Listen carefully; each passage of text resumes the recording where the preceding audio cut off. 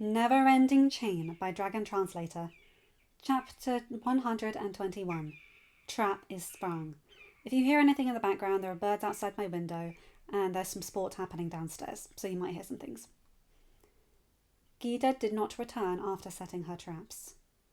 She knew Hiccup would not like this. She knew he considered her a part of his tribe and part of his nest, both as the heir to the tribe and the alpha of the nest. He knew his responsibilities to those under his protection.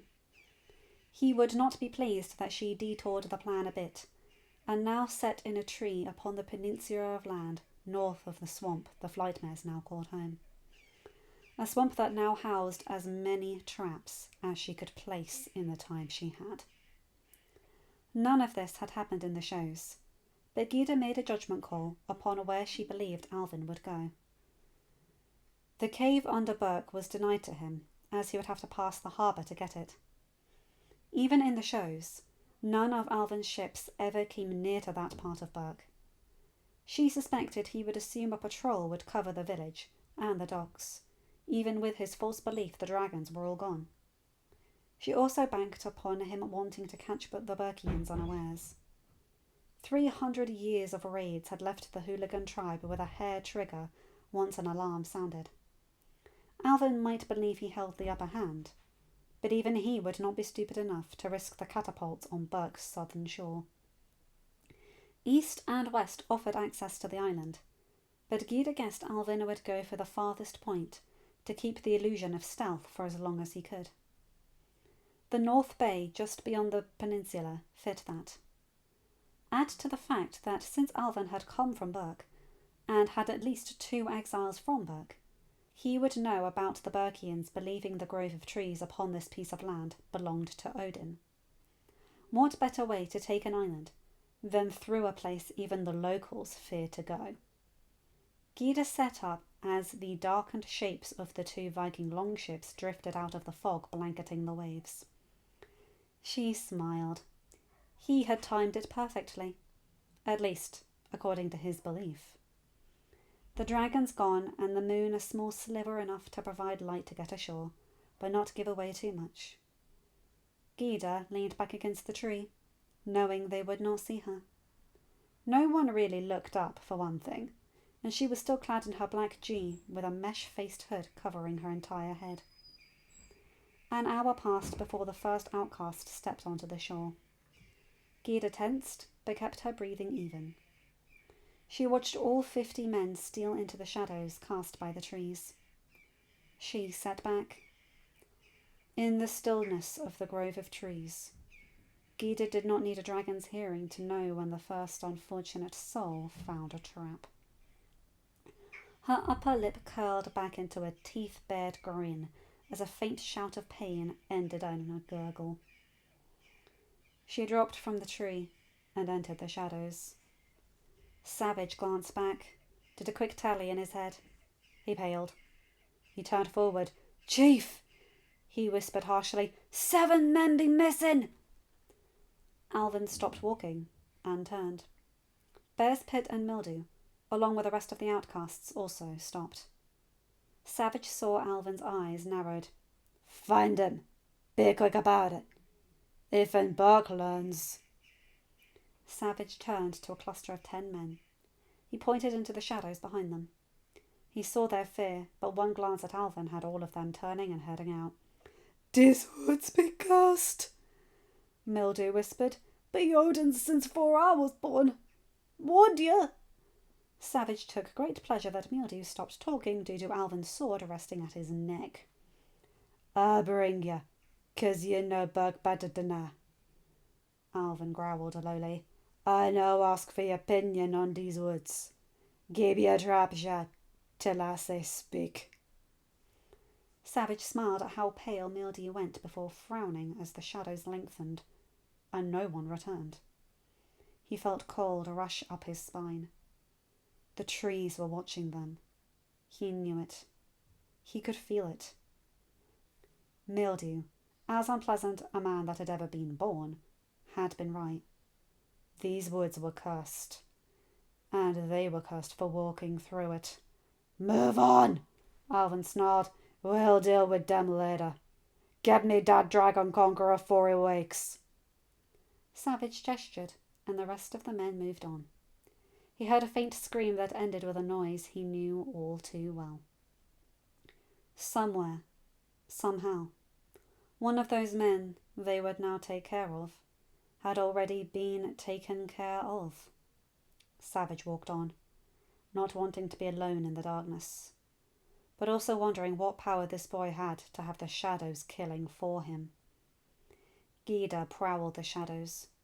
She stalked every trap. Dead outcasts were left as they died. They would be removed later, and their rights set by Gothi. Those who still lived, if it could be called living, were granted the mercy of a dagger across their necks. She hated that they were here. She hated their reasons for being here. She did not hate them. She would not let them suffer. They were just soldiers. They just followed the orders from a chief with less sense than a common yak. They did not deserve to wallow in pain.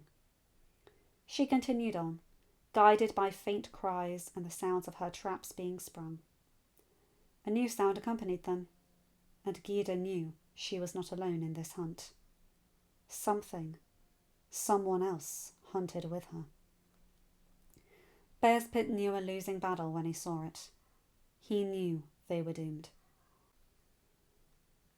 50 men had left the 2 ships Alvin ended up bringing. 20 men made it to the bridges that connected the village to the rest of the island. Bear's Pit did not know if all 30 were dead, or just deserted after that walk through Odin's Grove. He did know that 20 men were no match for the worst of the Berg's defenders. The raids had done one thing for the Berkians that none realised until after the dragons stopped attacking. Their worst fighter was still better than an average fighter upon an island not used to dragon attacks. Johan had confirmed that not long after the war ended. Bear's Pit also knew that Stoic would have anticipated this attack, and had to have some counter planned. The man was a blind fool about his thieving and murderous son, but he was a shrewd and calculating chief who did try to protect his own. "Bear's Pit, you and Mildew go first," Savage ordered. Bear's Pit shoved Mildew onto the bridge. If there was a counter planned, let the old fool who almost had him killed by the mage go first. Let him die first. Astrid felt a hand upon her wrist. She looked up. Stoic shook his head. He gave a hand motion that meant wait. Astrid tipped her head. Stoic let her wrist go. This was still the plan. Let them reach the bridges. Let them get into the village. Then surprise them. The moon played its role too. The low light meant the dragons waiting upon the rooftops went unseen. Of course, the outcasts looked left and right, but none looked up anyways. Astrid looked towards the Great Hall. She could not see him, but she knew Hiccup, Toothless, Moondust, and Toothless's sister were there too, hiding Hiccup in the shadows their own bodies would cast. Astrid took a deep but silent breath in. Wait. Hold. Hiccup would give the signal. Then she could go. She let the air out in a silent exhale. Blue against black. Stoic tipped his head. Astrid gave a feral grin. She lifted her hand. Silver flashed against the faint moonlight. Her aim true. Mildew gurgled. His staff dropped. Arms lifted to his neck. Hands gripped the dagger. His body fell. Bear's Pit spun. Outcast raced back across the bridge. Savage and Alvin at the back turned for the trees. Light against dark appeared over all the village. Dragons holding fire in their throats. "Alvin!" Astrid felt a shiver rush down her spine. The draconic growl undercoating Hiccup's voice calling to her, making her want to move. To stand at his side, even if he was up against the side of the hall. She shifted her grip upon her axe. The tribe stepped out of the shadows. She stared at the 5 men still on this side of the bridge. Gyda stopped just in the trees. She saw Alvin pause. She saw him look back at Hiccup's call. She saw the moment he realised he had erred. Torches rose as Viking hands held them aloft. Every dragon in the nest available to fight rose into the air. The Scauldrons and the tide gliders rose out of the water and hovered to either side of the bridge. 5 men stood still upon that bridge. Those same men saw the dragons and dropped their swords and fell to their knees. She watched Toothless detach from the great horse statue and move to hover over the bridge. Moondust and Toothless's sister hovered to either side of him. "Do you surrender, Alvin?" Hiccup demanded. Gyda's eyes narrowed as Bearspit rushed towards the hooligans. Hiccup heard the slunk of wood hitting metal.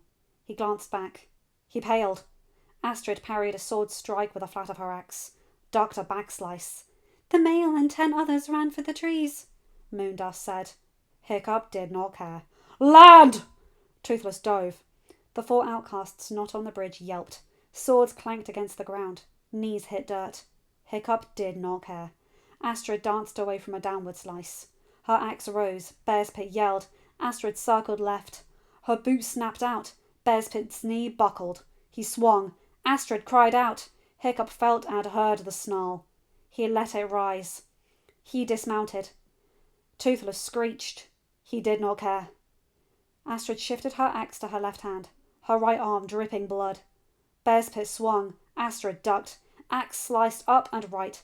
Blood stained Bearspit's knee. Bearspit snarled. Astrid danced away. Bearspit rushed her. He hit solid air that crackled with fire. It encircled him. He cried. His sword fell. Hiccup reached Astrid's side. Bearspit stared up at him. Smoke rose from the man's clothes. Burns covered unprotected skin. Hiccup did not care. "Astrid!" Hiccup asked. "I'm okay." Bearspit made a stand. Hiccup drew his seax. Blade edge rested against Bearspit's neck. "Don't!" Bearspit's face paled. "Do you surrender?" Bearspit spat. Made to stand again. Hand reaching for his belt. Hiccup snarled. The seax bit deep and jerked left. Hiccup did care when his body crumbled to the ground. The seax followed, slipping from numb fingers. End of chapter. Hi guys, hope you enjoyed that one. Holy crap! Okay, so quite a few deaths there. Astrid killing Mildew. Bearspit being killed by Hiccup in order to protect Astrid. Him choosing her over going after Alvin. Man alive. Well, it goes to show just what these two will go through for each other. And Gyda killing like 30 men on her own with those traps. And who was that? Actually, wait, no, not 30. Someone else was killing with her. We're going to find out soon. Anyway, you guys know the drill. Like, comment and subscribe and hit that bell to get notified for whenever I upload a new video. Have a good day, night, or whatever time zone you're in. Bye my guys, gals and non-binary pals. I'll see you in another video. Take care.